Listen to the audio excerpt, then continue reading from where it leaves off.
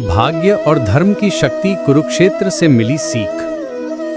जीवन में कभी ना कभी हम सभी के मन में यह सवाल आता है कि हमारे कर्मों का फल कब मिलेगा। हम अच्छा काम करते हैं, मेहनत करते हैं, लेकिन परिणाम तुरंत नजर नहीं आते। ऐसे में हमारा धैर्य टूटने लगता है। लेकिन क्या आपको पता है कि यह सब एक गहरी दार्शनिक सच्चाई से जुड़ा हुआ है।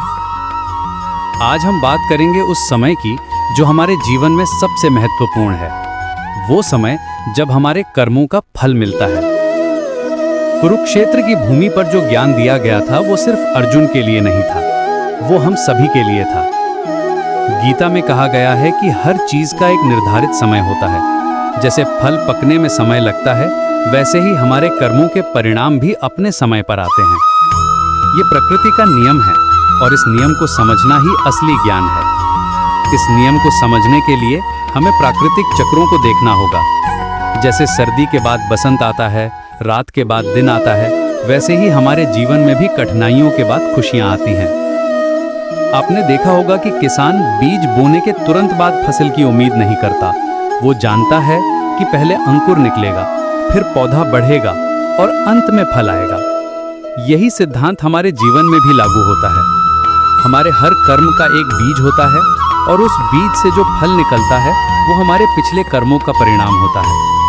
किसान को पता होता है कि बारिश, धूप, मिट्टी की गुणवत्ता सब कुछ मिलकर फसल तैयार करते हैं। इसी तरह हमारे जीवन में भी अलग अलग परिस्थितियां मिलकर हमारे कर्मों के फल को तैयार करती हैं। लेकिन यहाँ एक महत्वपूर्ण बात है। हमें ये समझना होगा कि भाग्य का मतलब ये नहीं है कि हम कुछ ना करें और बैठे रहें। भाग्य का असली अर्थ है कि हमारे कर्मों का फल मिलने का एक उचित समय होता है। जब हम धर्म के अनुसार काम करते हैं तो वो समय हमारे पक्ष में होता है। ये एक संतुलन की बात है। हमें अपना काम पूरी मेहनत से करना चाहिए, लेकिन परिणाम के लिए धैर्य भी रखना चाहिए। धैर्य की शक्ति को समझना बहुत जरूरी है।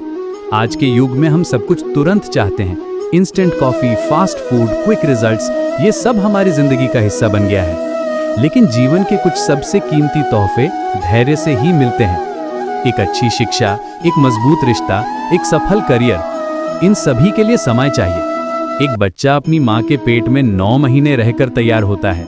ये प्रकृति का तरीका है कि अच्छी चीजों के लिए इंतजार करना पड़ता है। जो चीजें जल्दी मिलती हैं वे अक्सर अस्थायी होती हैं।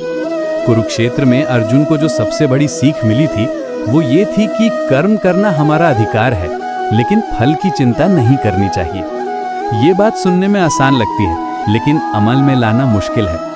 हम अक्सर परिणाम के बारे में सोचकर परेशान हो जाते हैं।